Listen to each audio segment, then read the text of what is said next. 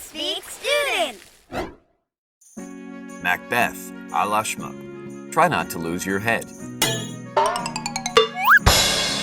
Macbeth is married to a strong female figure. She sort of makes Mothra look like a slightly irritating pest. While Lady Macbeth, one of the greatest villains in literature, knows what she wants.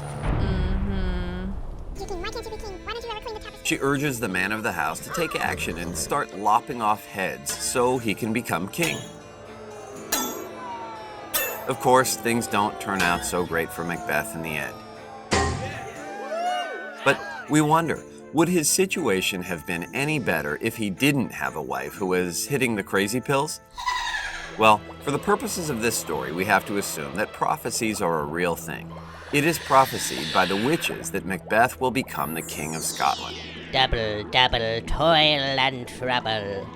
Which means that even if he hadn't started whacking people, he eventually would have been wearing that crown. The only reason he hurried the process along was that his wife was getting antsy.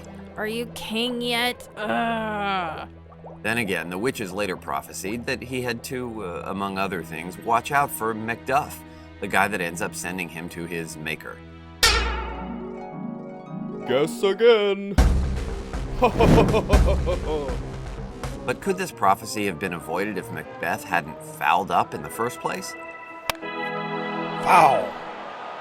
What reason would Macduff have had to be upset if Macbeth hadn't killed his entire family? Excuse me, sorry, excuse me, pardon me, excuse me, sorry.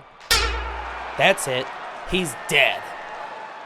Or was Lady Macbeth such a dark-hearted person and such a poor influence that her husband would have come to a tragic end regardless?